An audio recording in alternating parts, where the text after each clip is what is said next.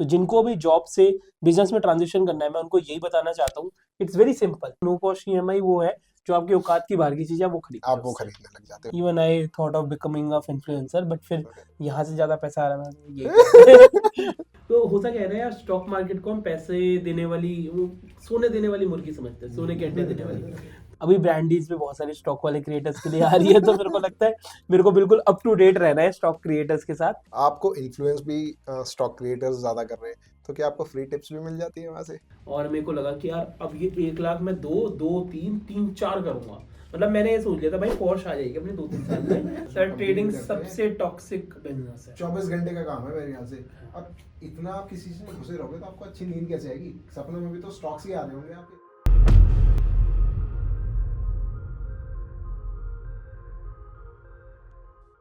Hello everyone, welcome back to yet another episode of money mistakes. मैं हूं तरुण और आप देख रहे हो अंकित and Tarun show.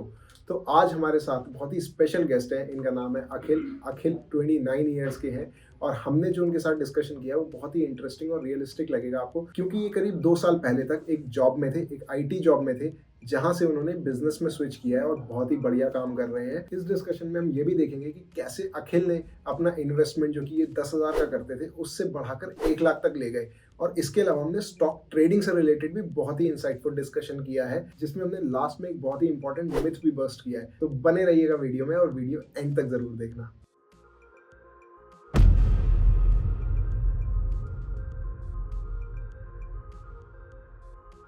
Akhil, welcome to the show.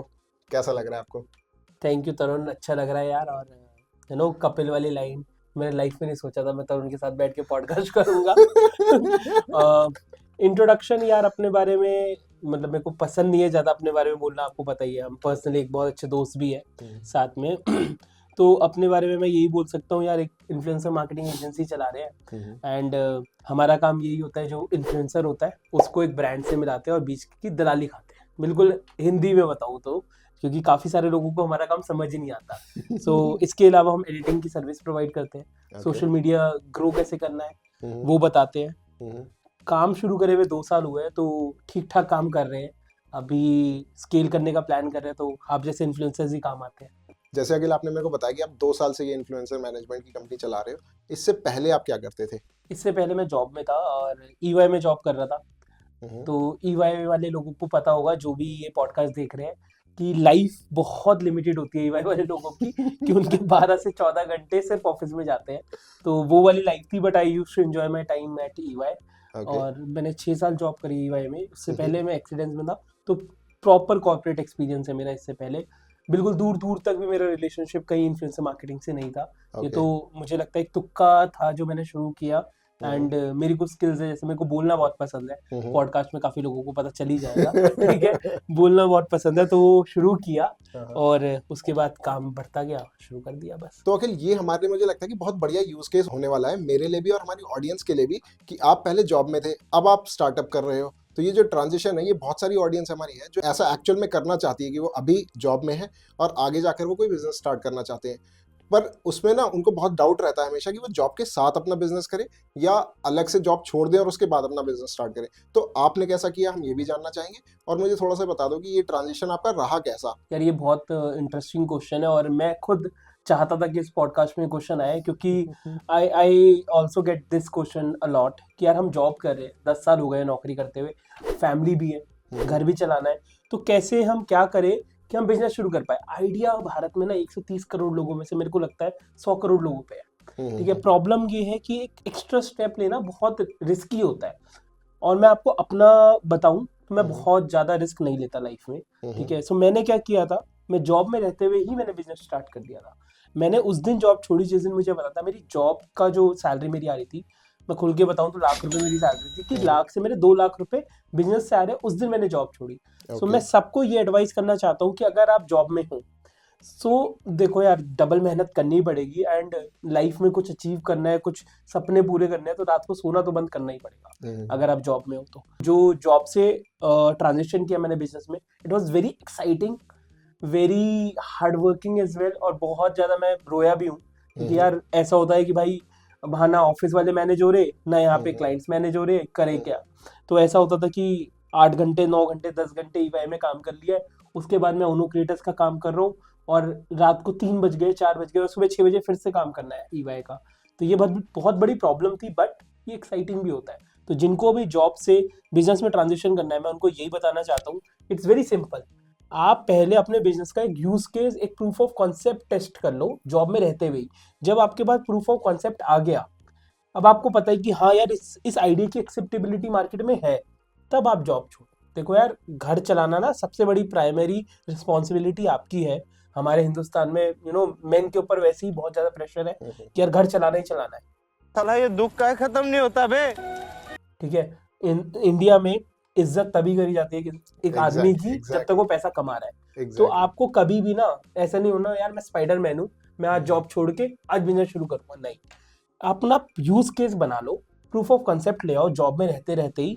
और जब आपको लगता है कि हाँ अब ये इतना स्केल हो गया है या इतना हो गया है कि मेरे को पता है कि इससे मेरा आगे का रोजगार या आगे का घर चल जाएगा, तब आपको ट्रांजिशन करना है। पर मुझे लगता है कि उन लोगों के लिए जिनके पास एक फैमिली बिजनेस का कोई बैकग्राउंड है और वो स्टिल थोड़ा सा फन करने के लिए जॉब करने चले गए, उनको वापस बिजनेस में आना है, तो मेरे ख्याल से उन लोगों को इतना वेट नहीं करना चाहिए यार। गद्दे पे कूदने में कभी दर्द नहीं होता, सिंपल सी बात है। तो अगर आपके पास क्वेश्चन है ऑलरेडी, तो आपको ज्यादा सोचने की जरूरत नहीं है। पता ही है कि यार पापा की मर्सिडीज चलानी है, ठीक है, तो टेंशन लेने वाली बात नहीं है। मेरा जो पूरा कॉन्वर्सेशन था उन लोगों के ऊपर जिनके कंधे भारी, जिनके कंधों पे बहुत सारा बोझ है। ठीक है, मेरी पर्सनल लाइफ के बारे में आप जानना चाहोगे तो मैंने अपनी लाइफ में, जब मैं 11th क्लास में था, तब से घर चला रहा हूँ फाइनेंशियली। ठीक है, तो मेरे ऊपर बहुत सारी रिस्पॉन्सिबिलिटीज थी। और जब मैं जॉब से बिजनेस में ट्रांजिशन कर रहा था, उस टाइम मेरे फादर की भी डेथ हो गई थी। तो मेरे ऊपर तो बहुत ही ज्यादा रिस्पॉन्सिबिलिटीज थी। तो मैं कोई भी ऐसा डिसीजन ले नहीं सकता था जिसमें बहुत ज्यादा रिस्क हो। बाकी एक और चीज है कई बार ग्रेजुएशन के बाद ही लोग सोचते हैं बिजनेस करना है, ठीक है। अब यार आपके पास कितना भी बढ़िया आइडिया हो, बट आपको एक्सपीरियंस सबसे ज्यादा इंपॉर्टेंट है। ठीक है, सो मेरे को लगता है जिसको भी बिजनेस करना भी है ना, या तो उस इंडस्ट्री में या किसी और इंडस्ट्री में 1 या 2 साल जॉब जरूर कर लेनी चाहिए। जॉब से आपको सीखो ना सीखो, बहुत सारे लोग ना, मैं ईवाई में जॉब करता हूँ, उसकी भी कंप्लेंट करते थे यार कॉपी पेस्ट कर रहे हैं हम। एक्चुअली में ना आप कॉपी पेस्ट कर रहे हो, कुछ भी कर रहे हो, चाहे आप ऑडिट कर रहे हो, कुछ भी कर रहे हो, XYZ, मैं कह रहा हूँ पियून का काम कर रहे हो, बट आपको वहां से डिसिप्लिन आएगा। आपको 9 to 5 के थ्रू आपको डिसिप्लिन आ रहा है, क्या 9 से 5 आपको काम करने की आदत पड़ गई है। और बिजनेस में आपको ये पता होना चाहिए कि 9 से 5 कुछ नहीं होता। एग्जैक्टली ठीक है, आपको ये भी पता चलता है कि आपके मैनेजर्स टीम कैसे मैनेज कर रहे हैं। आप उनको देख देख के भी सीखते हो। जरूरी नहीं है कि आप कुछ ना कुछ कर रहे हो वहाँ पे, आप किसी मैनेजर को देख रहे हो, उससे आप उनकी मैनेजमेंट स्किल्स कहीं ना कहीं ग्रैस्प कर रहे होते हो। इसके अलावा आप, मुझे लगता है कि वहाँ पे प्रोसेसेस के बारे में काफ़ी सारा समझते हो कि हर चीज़ का एक प्रोसेस होता है। खासकर बड़ी IT कंपनीज में अगर आप काम कर रहे हो तो वहाँ प्रोसेसेस बहुत अच्छे तरीके से डिफाइंड होते हैं। तो वो प्रोसेसेस आपको अपने स्टार्टअप में स्टैब्लिश करने हैं। आप अभी जीरो से हो, मे बी आपको शायद सारे काम करने पड़े। आप पियून का भी काम करोगे अपने यहाँ, आप सारा कैमरा लाइटिंग सेटअप भी करोगे, अपना शूट भी करोगे, अगर आप मान लो आप क्रिएटर हो इस तरह से, तो वो सारे काम आपको करने पड़ेंगे। बट टीम से करवाना क्या क्या है वो भी तो आपको पता होना चाहिए ना इवेंचुअली। तो मैं भी एग्री करता हूँ कि इस चीज़ में तो कि आपको हमेशा बिजनेस से पहले 1-2 साल का तो एक्सपीरियंस जरूर लेना चाहिए। एक छोटी सी लाइन है यहाँ पे, अगर आपको बिजनेस का अर्जुन बनना है तो जॉब द्रोणाचार्य समझ के कर लो। ठीक है, सिंपल सी बात है। आप जॉब ये मत सोचो कि 20,000 15,000 रुपए इनकम के लिए, वो आप ये सोचो आपका स्टाइपेंड है लर्निंग के लिए। आपका जो आप टाइम इन्वेस्ट कर रहे हो ना, वो आपकी फीस है। वो 1 साल में आप इतना सीख जाओगे ना, जो आप अपने शायद 3 साल ग्रेजुएशन 2 साल MBA में नहीं सीखोगे। तो इसलिए जॉब करनी मेरे को लगता है बिजनेस से पहले बहुत इंपॉर्टेंट है। मैं आज जो भी हूँ उसका एक बहुत बड़ा रीजन ईवाई है, क्योंकि मैंने वहाँ पे डिसिप्लिन सीखा, वहाँ पे सीखा कि प्रेशर कैसे हैंडल करना है। क्योंकि ईवाई में यार 12 15 16 घंटे कुछ नहीं होता। ठीक है, तो मुझे वहां से पता चल गया कि अब यार ईवाई में जॉब कर लिया, अब मेरी लाइफ में मैं सब कर सकता हूँ, ऐसा हो गया था। तो अभी भी कैसा होता है ना, कई बार इतना प्रेशर आता है मेरे को पता नहीं चलता क्या करना है, फिर यार वहां भी किया है ना, यहाँ भी कर लेंगे। तो एक कंफर्ट, एक कॉन्फिडेंस आता है। तो अखिल, इसके अलावा मैं एक चीज और जानना चाहूंगा आपसे। जैसे जॉब जो होती है ना, उसमें आप काफी स्टेबल फील कर रहे होते हो, है ना। तो stability versus non stable business, या एटलीस्ट जब तक वो बिजनेस खड़ा हो रहा है तब तक वो बहुत स्टेबल नहीं होता है ना। उस टाइम पे आप अपने फाइनेंसेस को कैसे मैनेज करते हो, वो बहुत की होता है। ठीक है, तो उसके लिए अगर मैं आपसे पूछूं कि आप जॉब के टाइम पे किस तरह की इन्वेस्टमेंट्स करते थे, और अभी क्या वो इन्वेस्टमेंट्स इंटैक्ट है, या आपने उन इन्वेस्टमेंट्स को कुछ और बढ़ाया है, depending upon how your business is growing. मैं परसेंटेज टर्म्स में बताता हूँ, जब मैं जॉब कर रहा था तो मैं कितना इन्वेस्ट कर रहा था। तो मेरी ऑलमोस्ट 1 लाख रुपये सैलरी थी हम्म, और मैं अराउंड 10% इन्वेस्ट करता था, यानी कि 10,000 रुपये की SIP करता था, क्योंकि आपके पास जॉब में टाइम कम होता है और आप देख नहीं सकते, एक्टिव मार्केट को नहीं कर सकते, भाई मैनेजर का फोन आ गया, शेयर ले रखा है, अब क्या करें, ठीक है। तो इसलिए मैं SIP करता था, जबकि मुझे स्टॉक मार्केट की अच्छी खासी नॉलेज है, ठीक है। तो SIP करता था 10,000 की। बट जब मैंने बिजनेस शुरू किया, now I have increased my portfolio, investing habits. और एक और फर्क है, जॉब में ना आपका डिसिप्लिन रहता है इन्वेस्टिंग में भी, बट बिजनेस में नहीं रहता, क्योंकि यार पता ही नहीं है इस महीने पैसे ही नहीं आए, आप कैसे इन्वेस्ट करें। तो मैंने SIP जो पुरानी चल रही है वही कंटिन्यू करी है, SIP में कोई नई नहीं कर रहा हूँ। बट हाँ, जैसे ही मुझे कोई भी नया शेयर दिखता है कि यार ये अब कम पे है, and I invest in mid cap and large cap only, तो क्योंकि थोड़े सेफ होते हैं यार, मैंने आपको बताया मैं रिस्क ज्यादा लाइफ में लेता नहीं हूँ, ठीक है। तो मिड कैप और लार्ज कैप में इन्वेस्ट करता हूँ। और हैबिट्स मेरी ऐसे चेंज हुई है, वहाँ पे उस टाइम पे मैं बहुत कम इन्वेस्ट करता था, I am not bragging, but अभी मैं हर महीने, मेरा टारगेट रहता है 50,000 से 1 लाख के शेयर्स खरीदने ही खरीदने हैं। और मेरा टारगेट ये है, क्योंकि मैंने एक इमरजेंसी फंड बना लिया है, ठीक है, इसलिए मैं सबको बोलूंगा पहले अगर आपको इन्वेस्टिंग शुरू करनी है तो पहले इमरजेंसी फंड बनाओ, क्योंकि आपके इन्वेस्टमेंट गोल्स के हिसाब से होती है, और अगर आपको कोई इमरजेंसी आ गई, आपके वो गोल्स सारे बिगड़ जाएंगे। तो इट्स इंपॉर्टेंट कि आप इमरजेंसी फंड बना लो और उसके बाद आप इन्वेस्टमेंट शुरू करो। तो मेरा इमरजेंसी फंड इंटैक्ट है, तो अब मैंने कुछ 50,000 1 लाख रुपए हर महीने का इन्वेस्ट करना शुरू किया है। ठीक है। तो इसमें मैं आपसे 2 चीज और पूछना चाहूंगा अखिल। एक तो जैसे आपने इमरजेंसी फंड पे टच किया, वो बहुत बढ़िया चीज है, पर अभी आपका बिजनेस एक अच्छी स्टेज पे है, ठीक है, तो आप उस इन्वेस्टमेंट को 50,000 से 1 लाख तक पर मंथ कर रहे हो, बट क्या ये शुरुआत से ही था या अपनी जर्नी की स्टार्टिंग में? क्योंकि काफ़ी सारी ऑडियंस हमसे इस तरह भी रिलेट करेगी कि जो 28, 29, 30 साल के हैं और वो अपना स्टार्टअप करना चाह रहे हैं, बट क्या उस टाइम पे वो किस तरह से अपने फाइनेंसेस को मैनेज करें? क्या उस टाइम भी आप इतनी इन्वेस्टमेंट कर रहे थे, या आपने उसको ग्रेजुअली बढ़ाया है? इसका बहुत सिंपल आंसर है, investing in business is far better than investing in equities. तो अगर आपके पास कोई आइडिया है तो आप उसमें इन्वेस्ट करो। जब मैंने ओनो क्रिएटर शुरू किया था, so I was transitioning from office, from job to ओनो क्रिएटर्स, राइट। तो उस टाइम पे खर्चे बढ़ गए थे, बिकॉज ओनो का भी खर्चा था, एम्प्लॉयज को भी पैसा देना था। उस टाइम पे मैंने अपनी SIPs भी पॉज कर दी थी, क्योंकि मेरे पास मेरे लिए इंपॉर्टेंट था कि ओनो क्रिएटर सक्सेसफुल हो। आज मैं 10,000 रुपए की SIP करूंगा, हो सकता है 3 साल में वो 30,000 रुपए हो जाए, बट अगर जो 10,000 मैंने बिजनेस में इन्वेस्ट करे, मैंने अपने आइडिया में इन्वेस्ट करे, वो 10,000 से आज 10 लाख हो गया है, ठीक है। तो हमेशा अगर आपके पास कोई आइडिया है ना, पहला फोकस आपका ये होना चाहिए कि आप उस आइडिया में इन्वेस्ट करो। इक्विटीज हमेशा वेट करेगी आपके लिए, ऐसा नहीं है कि मार्केट अब 20,000 पे आ गया तो अब 50,000 पे नहीं जाएगा। ये एक बहुत बड़ा मिथ है कि मार्केट ऑलरेडी बहुत बढ़ चुकी है, मार्केट कभी नहीं बढ़ी होती। आप जिस दिन इन्वेस्ट करोगे उस दिन से आगे और बढ़ेगी। बहुत बहुत अचंभा नहीं होगा, आपको 5 साल में निफ्टी 1 लाख पार मिलेगा, बिल्कुल मिलेगा, जरूर मिलेगा। और बहुत बड़ी बात नहीं है, 1 लाख तो शायद मैंने ज्यादा बोल दिया, 50,000 60,000 बहुत आराम से पहुंच सकता है। तो हमेशा अगर आपके पास 2 चॉइसेस है तो आपको अपॉर्चुनिटी कॉस्ट देखनी है। आपके पास 2 चॉइसेस है, आपको अपने आइडिया में इन्वेस्ट करना है या इक्विटीज में इन्वेस्ट करना है। हमेशा back your idea, because it can change your fortune, not only yours, your families, your 7 generations fortune. I totally agree with you Akhil. इसमें अगर आप किसी भी तरह का बिजनेस करना चाह रहे हो तो ऑब्वियसली आप कहीं ना कहीं से आप पैसा रोककर उस आइडिया में पैसा डालोगे, पर बहुत सारे लोग ऐसे भी होते हैं जो कोई बिजनेस नहीं करना चाहते, वो अपनी वेल सेटल्ड लाइफ में खुश है। उनके लिए मुझे लगता है कि अगर इस तरह की भी कोई ऑडियंस है जो हमें देख रही है, उनके लिए मुझे लगता है कि ऑब्वियसली आप बिजनेसेस में, इक्विटीज़ में कहीं पे भी इन्वेस्ट कर सकते हो, पर साथ में अपनी जो स्किल्स एक्वायर करनी, आप अपना जो भी काम कर रहे हो उसके लिए भी जो आपको कुछ अगर सीखना है, कोई आपको कोर्स करना है, कहीं पे कुछ भी अपनी लर्निंग पे अपना होराइजन ब्रॉड करने के लिए आपको और भी एक्सपीरियंसेस लेने चाहिए। मान लो वो हो सकता है ट्रैवल, हो सकता है वो आप अपनी लर्निंग पे आप नई बुक्स खरीद सकते हो, किसी भी तरीके से उन चीज़ों को भी आप वहाँ से भी नॉलेज एक्वायर करो, सो दैट आपका एक बड़ा प्रोस्पेक्टिव, अच्छा माइंडसेट आपका अच्छा हो सके। एक इसमें और ऐड करना चाहूंगा तरुण, बहुत बढ़िया पॉइंट बोला है आपने। मेरे पास 18-19 साल के बहुत सारे बच्चे हैं जो DM करते हैं, बिकॉज मैं बहुत सारे फाइनेंस इन्फ्लुएंसर्स के साथ रहता हूँ। उनको लगता है वो जो एक ओरी ओरी करके लड़का नहीं है, वो सारी फिल्म स्टार्स के साथ रहता है, ऐसे मेरे साथ हो रहा है, मैं सारे फिल्म इन्फ्लुएंसर्स के साथ रहता हूँ। तो सबको लगता है कि इसको फाइनेंस की बहुत नॉलेज होगी, तो बहुत सारे DMs आते हैं मेरे पास 18-19 साल के बच्चे कि सर हमारे पास 5,000 रुपये है, हम कहाँ इन्वेस्ट करें। मैं उनको ये बताना चाहता हूँ इस पॉडकास्ट के थ्रू, 5,000 में 5 करोड़पति नहीं बनोगे आप, 5 करोड़ नहीं आने वाले आपके पास 5,000 से। तो इट्स बेटर उन 5,000 से अपने स्किल्स में इन्वेस्ट करो। 18-19 साल बहुत छोटी एज है, ये एक एज होती है जहां आप अपने स्किल्स को एक्वायर करो। Once you have good skills तो आप मोटा कैश फ्लो जनरेट कर पाओगे, उसके बाद इन्वेस्टमेंट शुरू करो। बहुत सारे ये ना इन्फ्लुएंसर्स, मेरे ही इन्फ्लुएंसर्स है, बट उन्होंने एक ऐसा एनवायरनमेंट बना दिया है कि भाई अगर 1 रुपए भी जेब में ना, वो स्टॉक मार्केट में डालो। नहीं, first priority your skills, second priority your travel, because travel से आपका होराइजन खुलता है।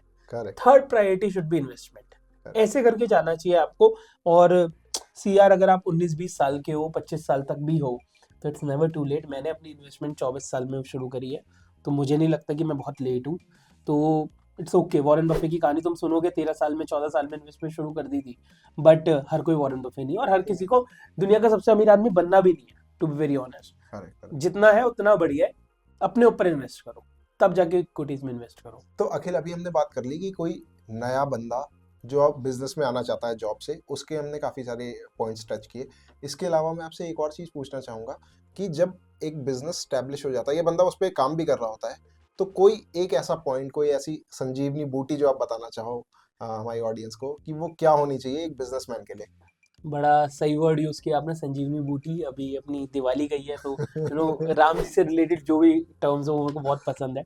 और अगर आप संजीवनी बूटी मेरे से पूछोगे, तो यार एक अमन गुप्ता का डायलॉग था शार्क टैंक में, ठीक है, उसमें उन्होंने बोला था, अगर आप एक बिजनेसमैन हो या एक सेल्स बॉय हो, सेल्समैन हो, तो पहली चीज आपको करनी है कि आपको अपनी ईगो साइड करनी है।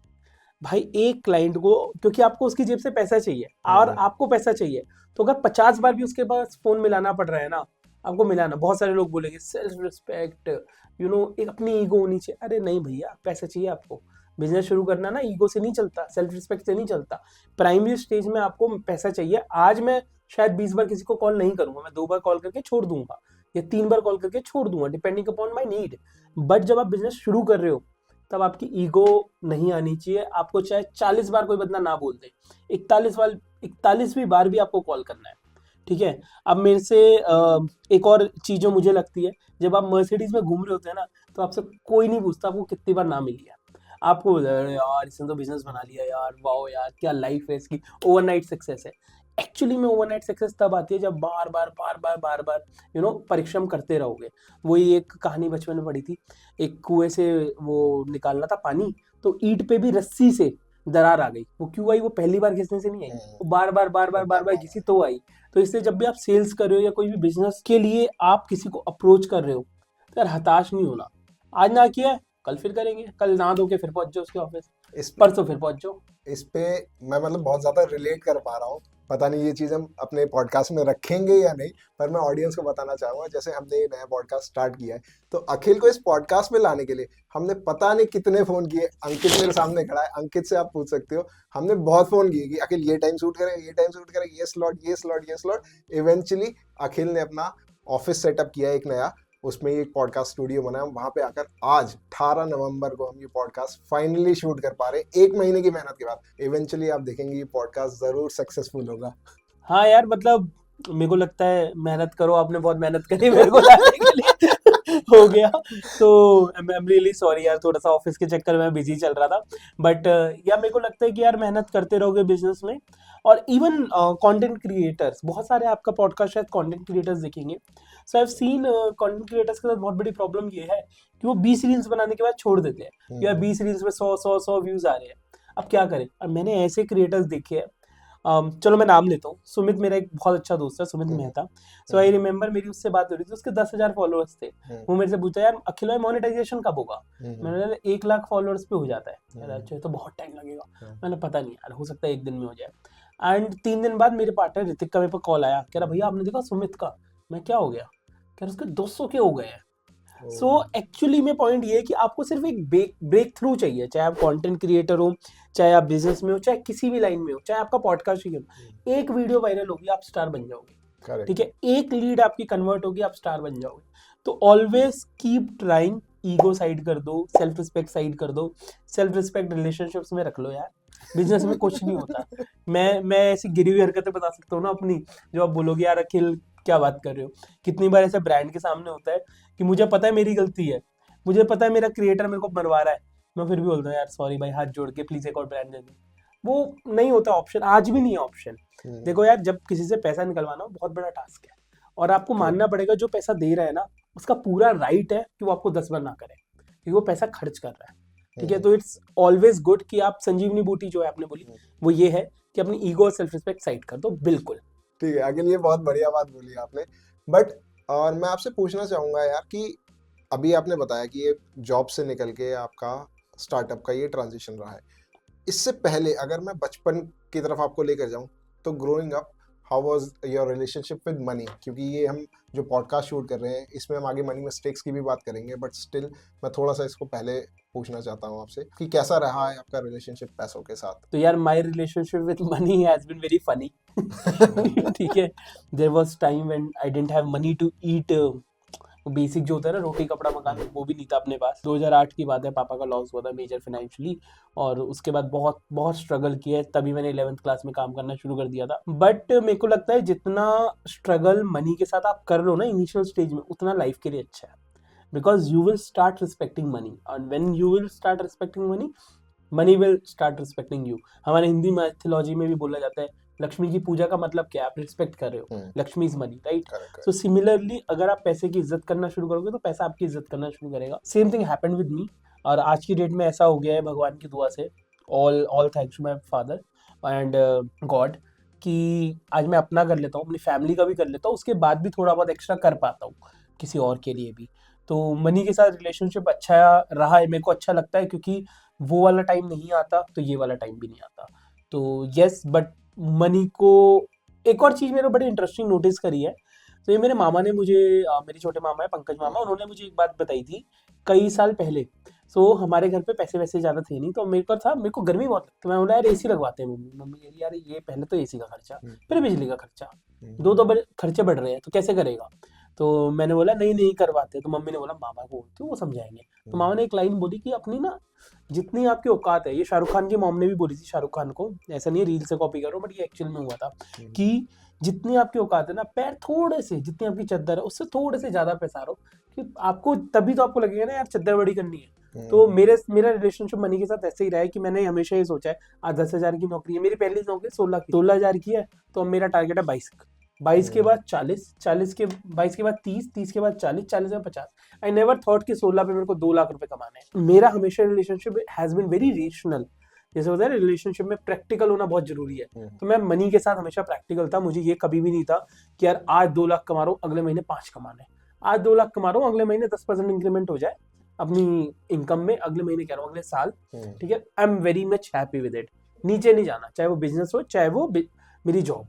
तो ये रिलेशनशिप रहा है, तो I have been very practical with it. तो अखिल यार इस बात पे ना मैं आपसे बहुत ज्यादा एग्री करता हूँ कि जब लोग हम्बल बैकग्राउंड से उठ के आते हैं ना और स्ट्रगल करके पैसा बनाते हैं, तो वो एक्चुअल में मुझे लगता है कि पैसे की ज्यादा रिस्पेक्ट करते हैं।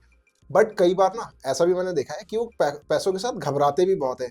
जैसे मैं जब क्या कहते हैं कभी भी कोई पैसा स्पेंड करना चाहता हूँ ना, तो मेरी बड़ी आत्मा की लस्ती है कि यार ये खर्चा हो रहा है, ये खर्चा हो रहा है। धीरे धीरे मैंने उस जोन से निकलने की कोशिश करी है कि नहीं यार, जो चीज़ ज़रूरी है उस पर तो करना ही करना खर्चा। बट अगर मैं सिर्फ पैसा कमाने की ही बात करूं, तो मुझे एक शाहरुख खान का एक इंटरव्यू है, उसका एक डायलॉग याद आता है कि यार पैसा सब कुछ नहीं है, बट ये आप तब बोल सकते हो जब आप एक्चुअल में इतना पैसा कमा लो ना कि आप बोल दे यार पैसा कुछ नहीं है। तो एटलीस्ट उस लेवल तक तो पहुंचो कि आप ये बात बोल पाओ। तो ये मुझे बहुत सही चीज लगती है उस इंटरव्यू से। आपने अभी एक लाइन बोली कि मैं घबराता बहुत था, मैंने एक लाइन पढ़ी थी किसी बुक में, some fear is a good fear. ठीक है, थोड़ा डरना इज ऑलवेज गुड।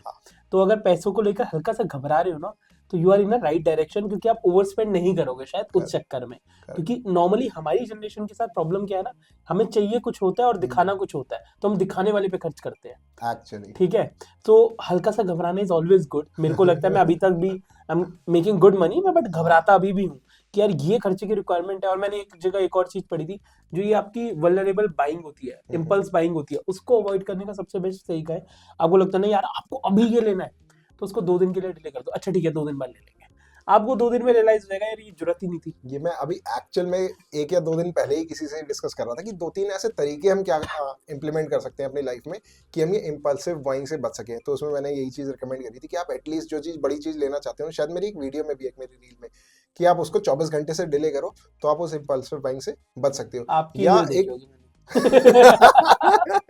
या एक दूसरा भी इसमें था कि आप अगर कोई एक एक्सपेंसिव चीज, लेट से आप एक एक्सपेंसिव फोन खरीदना चाह रहे हो, तो उस फोन को खरीदने के लिए क्या आपके पास एटलीस्ट उतना ही एक्स्ट्रा कैपिटल है? हम्म। लेट्स से आपको 50,000 का फोन खरीदना है, तो आपके पास क्या 1 लाख रुपए बैंक अकाउंट में है, सो दैट आप वो 50,000 का स्पेंड कर दो। ये नहीं कि बिना कुछ देखे समझे अपना कोई भी ईएमआई ले ली और अपना फोन खरीद बस लिया। ईएमआई ने ही तो- बेड़ा गर्क कर रखा है इससे। मतलब नो कॉस्ट ईएमआई मेरे को लगता है सबसे बड़ा स्कैम है। वो मतलब बहुत मैंने अभी overspend लास्ट कराते 3-4 साल में कोशिश करी है, मैंने नो कॉस्ट ईएमआई पे कुछ नहीं लिया, क्योंकि मुझे लगता है कि नो कॉस्ट ईएमआई वो है जो आपकी औकात की बाहर की चीज है वो खरीदते आप हो वो उससे। खरीदने लग जाते हो। हाँ बट मैं ऐसा भी नहीं कहूंगा कि नो कॉस्ट ईएमआई बहुत गलत चीज है। जो आपकी जरूरी चीज है, मान लो जैसे आपने अभी एसी खरीदने की बात करी, आज आपको अगर एक एसी खरीदना है तो वो जरूरत है आपकी, वो खरीदना ही खरीदना है जब तक वो इट शुड बी डिफाइंड कि नो हाँ कॉस्ट ईएमआई किस प्रोडक्ट के लिए ले रहे हो आप, एग्जैक्टली है ना। ऐसा नहीं है कि आपको कुछ भी शॉपिंग करनी है और आप उसके आपको लिए सर नो एक कॉस्ट डेटा ईएमआई ले रहे बताता हूँ, हमारी जेनजी मिलेनियल आईफोन 90% लोग नो कॉस्ट ईएमआई पे खरीद रहे हैं। हो। एग्जैक्टली आईफोन की आपकी वो इतनी नेसेसिटी वो चीज है। नेसेसिटी नहीं है।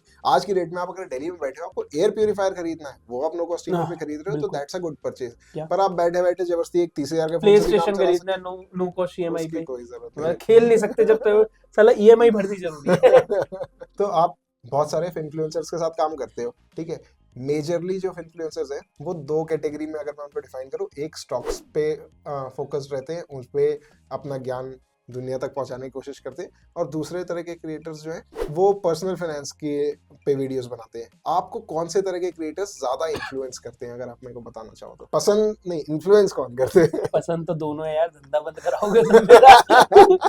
नहीं वैसे इन्फ्लुएंस मेरे को टू बी वेरी ऑनेस्ट मेरे पास थोड़ी सी नॉलेज फाइनेंस की काफी टाइम पहले से है। Even I thought of becoming of influencer, but फिर यहाँ से ज्यादा पैसा आ रहा है ये तो इन्फ्लुएंस तो यार दोनों ही करते हैं। मेजर मैं आजकल स्टॉक वाले इन्फ्लुएंसर्स को ज्यादा फॉलो कर रहा हूँ 2 रीजन की वजह से।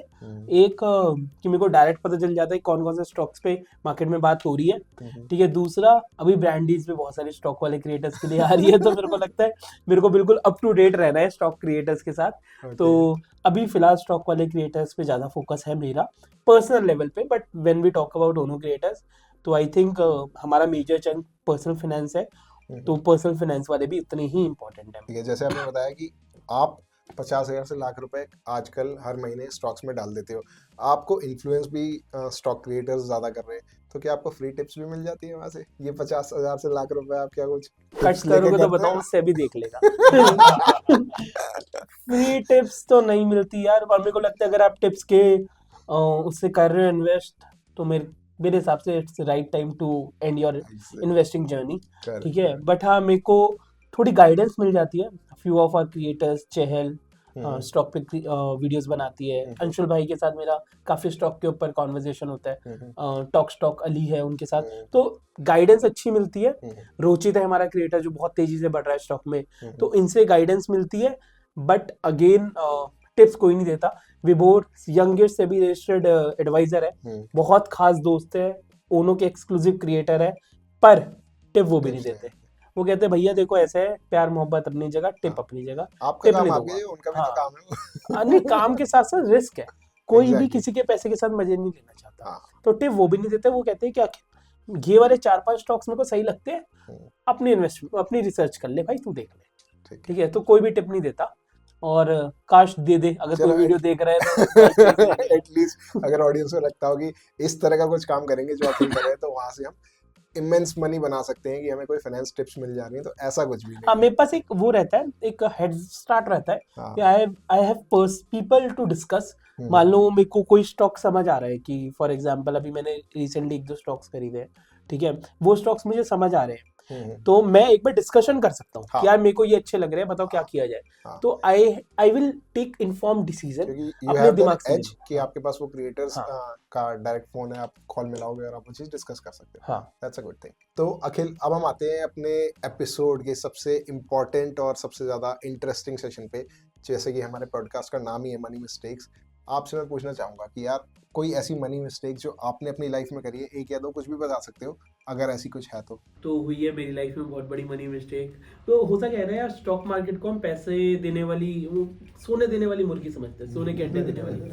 तो मैंने भी समझा था।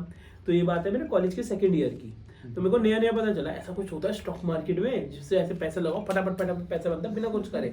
मेरे को नहीं पता था भैया रिसर्च नाम का कुछ होता है, मुझे नहीं पता। फंडामेंटल एनालिसिस कुछ होता है, टेक्निकल एनालिसिस कुछ होता है। 2nd ईयर की बात है, और अपना मैं ट्यूशन पढ़ाता था उस टाइम पे। ट्यूशन पढ़ा के 1 लाख रुपए जोड़ा था मैंने। अब वो 1 लाख रुपए मैंने बहुत मेहनत करके, तरुण भाई मैं आपको बताऊं, 1-1.5 साल पढ़ा के जोड़ा था। और मेरे को लगा कि यार अब ये 1 लाख मैं 2-3 करूंगा। मतलब मैंने ये सोच लिया था भाई पॉर्श आ जाएगी अपने 2-3 साल में। ठीक है। और हमेशा क्या होता है स्टॉक मार्केट में आपको बिगनर्स लक मिलता है। तो मैंने फ्यूचर रिटेल का स्टॉक खरीदा था उस टाइम पे। वो मैंने 1 लाख रुपए खरीद लिए थे, मार्जिन पे खरीदता था, जीरो वगैरह थी नहीं, तो मेरे को 20-25-30 गुना तक भी मार्जिन मिलता था। मैंने फ्यूचर रिटेल खरीदा, वो 2% बढ़ गया उसी दिन। अरे तो 20-22 हज़ार रुपये बन गए यार मार्जिन पे खरीद के। मैं इससे बड़े धंधा कुछ नहीं, घंटा ट्यूशन पढ़ा रहा हूँ मैं, बंद करो इसको। ठीक है, तो ये हुआ। अब फिर मुझे उसी टाइम पे और 2-3 दोस्त मिल गए जो स्टॉक मार्केट में कर रहे थे और अच्छा कर रहे थे, वो गाड़ी में घूमते थे। बोला यार भाई मेरे को भी सिखा दो अच्छे से। अब उन्होंने सिखाने के नाम पे मेरे को क्या किया, उन्होंने बस मेरे को बाइंग सेलिंग करनी सिखाई। टेक्निकल फंडामेंटल कुछ नहीं पता था उनको भी, वो भी किसी के सुन के ही कर रहे थे। तो हमने ऐसे करके एक बार खरीदा अरविंद का शेयर। खरीदा भी नहीं, शॉर्ट किया। जिनको शॉर्ट नहीं पता उनके लिए शॉर्ट का मतलब होता है बेचना। पहले बेच दो फिर बाद में खरीदो, तो रिवर्स में आपको पैसा बनता है। ठीक है, तो मैंने शॉर्ट कर दिया अरविंद का। आप यकीन नहीं मानोगे भाई, उस दिन वो अपर सर्किट पे बंद हुआ। और भाई मैं कैसे कर, मेरा ब्रोकर भी उस टाइम पे फोन करके ब्रोकर से करते थे। मूवीज में नहीं दिखाते जन्नत में ऐसे, हाँ भाई 4 खोखे लगा दो, 2 खोखे लगा दो, ऐसे कर रहे थे। मैं कॉलेज में बैठा हुआ था, कॉलेज के पीछे हमारी कैंटीन थी, वहाँ बैठा हुआ था। मैं बैठा हुआ वहाँ पे, मतलब यार 100 शेयर शॉर्ट करो। ठीक है, वो 2% बढ़ा, मतलब और 100 शेयर एवरेज शॉर्ट करो। अब वो बढ़ते बढ़ते 15% में बढ़ गया। मतलब यार अब गिरेगा ये, अब तो गिरेगा ही गिरेगा। उस टाइम मुझे पता नहीं था मोमेंटम बाइंग कुछ होती है, मोमेंटम के साथ बढ़ते हैं शेयर। मुझे लगता था कितना बढ़ गया अब तो गिरेगा ही। ठीक है, मैंने बोला एक काम करो, जितने पैसे सबके शॉर्ट कर दो। मेरी ब्रोकर, मेरे को याद है उनका अंजलि नाम था, उन्होंने मुझे बोला अखिल सर मतलब आर यू सीरियस, आपके पूरे पैसे ऑलमोस्ट जीरो होने वाले हैं। बोला आपको कुछ नहीं पता, ये गिरता है ऐसे, जितना ऊपर जाता है उतना नीचे आता है। और सर वो स्टॉक मार्केट का मेरा वो ब्लैक डे था, वो पूरा 120% अपर सर्किट पे बंद हुआ। और अपर सर्किट पे अगर आपने शॉर्ट कर रखा हो, जिनको नहीं पता, पेनल्टी और लगती है। और कंपनी के पास, ब्रोकर के पास ये राइट होता है किसी भी प्राइस पे बेच सकते हैं फिर। तो वो मेरे जीरो हो गए थे पैसे, और मुझे अभी तक याद है घबरा के बहुत रोया था मैं बोला स्टॉक मार्केट बेकार है, ये है वो है, जुआ है। तो ये मेरी सबसे बड़ी मिस्टेक थी। तो मैंने इससे क्या सीखा कि कोई भी इजी मनी नहीं होता, you need to put in some effort to gain some money. ठीक है, तो ये मेरा सबसे बड़ा मनी मिस्टेक था, और आई थिंक उसी की वजह से अब मैं लॉन्ग टर्म इन्वेस्टर बना हूँ। तो मनी मिस्टेक कर लो या मनी लेसन कर लो, दोनों में से कुछ भी मान लो। ये हाँ, उस मिस्टेक से ही बंदा सीखता है और इवेंचुअली जाकर ये बहुत अच्छा एक्सपीरियंस था जो आपने शेयर किया है, क्योंकि इस तरह के और बहुत सारे लोग हैं जो कैमरा के उधर हमको देख रहे हैं, और खासकर हम फाइनेंस इन्फ्लुएंसर्स को देखकर बहुत जल्दी एक्साइटेड हो जाते हैं कि यार ये बहुत क्विक मनी का तरीका है, हम इससे पैसा बना सकते हैं। तो बिना कुछ सीखे समझे शेयर मार्केट में पैसा डाल देते हैं, और इवेंचुअली शायद जैसे आपने कहा कि बिगनर्स लक होता है, तो उसमें शायद उनको थोड़ा पैसा बन जाए, बट इवेंचुअली आपके पास नॉलेज नहीं है तो आप एक तरीके से सट्टा खेल रहे हो। आप किसी की बात मान रहे हो तो आप एक तरीके से सट्टा खेल रहे हो, है कि नहीं? तो सट्टा तो आपका 50-50% ही लेके चलेगा ना। 50 नहीं सर, स्टॉक मार्केट के केस में मुझे लगता है 70-30 है। पहली बेट अगर आप जीत भी गए, दूसरी जब हारोगे, दूसरी आप हमेशा जब पहली जीतोगे तो दूसरी बढ़ा के लगाओगे ना, और दूसरी जब हारे हाँ, वो 70-30 बन जाता है। तो इवेंचुअली वो 70-30 मतलब मेरे को लगता है अगर आप तुक्के से मार्केट में पैसा लगा रहे हो ना, आप 50 बार प्रॉफिट कर लोगे और एक बार लॉस होगा, उसके बाद आप कहीं मुंह दिखाने लायक नहीं बचोगे। यही मेरे साथ हुआ था और यही सबके साथ होता है। इसलिए जो भी ये वीडियो देख रहा है, मैं रिक्वेस्ट करूंगा भाई, इन्वेस्टमेंट करनी है करो, बहुत अच्छी बात है। ट्रेडिंग से थोड़ा दूर रहो अगर आप फुल टाइम ट्रेडर नहीं बन सकते। एक और चीज, एक उत्कर्ष भाई है हमारे, ट्रेडिंग मॉन्क वाले हैं, काफी टैलेंटेड बंदे हैं, और उन्होंने मुझे ये बात बताई थी कि अखिल ट्रेडिंग के लिए इनिशियल कैपिटल उनको बहुत जरूरी है, कम से कम 50 लाख रुपए। ठीक है, अगर आपके 50 लाख नहीं है ना तो आप ट्रेडिंग मत करो। रीजन भी ना, 50 लाख का मंथली, अब रियलिस्टिक जो होता है एक ट्रेडर मंथली 2 या 3% बनाता है, मैक्सिमम 4%, मैक्सिमम, बहुत बहुत रेयर केस सिनेरियो में। अगर आप इन्वेस्टमेंट ही 20,000 रुपए से कर रहे हो तो 4% कितना हुआ उसका? आपका घर नहीं चल सकता, मतलब घर नहीं, full-time यू कैन नहीं नॉट कर become full time trader. If you want to become full time trader you need to have capital. Correct. ठीक है, तो उत्कर्ष भाई ने मुझे ये बोला था कि यार अखिल ट्रेडिंग में तेरे लिए कुछ नहीं रखा, उस टाइम पैसा वैसा नहीं था, आज तो शायद कर सकते हैं। ठीक है, तो उस टाइम पैसा नहीं था तो तेरे लिए कुछ भी ट्रेडिंग में नहीं रखा, तो become a long term investor, धीरे धीरे पैसा ग्रो कर। तो ये बहुत जरूरी है अगर आपको ट्रेडर बनना है। A, have good money, B, have realistic expectation, 10% monthly किसी का नहीं आया, रेजन वॉरेन बफे का भी नहीं आया, तो तुम्हारा क्या आएगा भैया, तुम कितनी बोलिए। ठीक है, तो चिल रहना है, 1-2-3% भी बहुत होता है पर मंथ। 36% हो गया सर 3% के हिसाब से। ठीक है, तो it's more than enough. Realistic expectation होनी चाहिए, प्लस ट्राई, अगर आपके पास इन दोनों में से एक चीज भी नहीं है तो इन्वेस्टमेंट पे ध्यान दो, trading is not for you. और हाँ, फुल टाइम देना बहुत इंपॉर्टेंट है सर। स्क्रीन ऐसे पलक भी नहीं झपक। आपको एक स्कैल्पिंग होता है, मैंने देखा है अपनी आंखों से, स्कैल्पर होते हैं वो जो 2 सेकंड में पैसा कमाते हैं। ठीक है, उनके अब वो लगता है 2 सेकंड में कमा लिया, बट वो अपॉर्चुनिटी ढूंढने के लिए बैठे होते हैं। जब उनके जो रूम होता है उसके बाहर में लिखा होता है डू नॉट डिस्टर्ब, क्योंकि वो 1 सेकंड में अपॉर्चुनिटी जाएगी, खत्म, जीरो।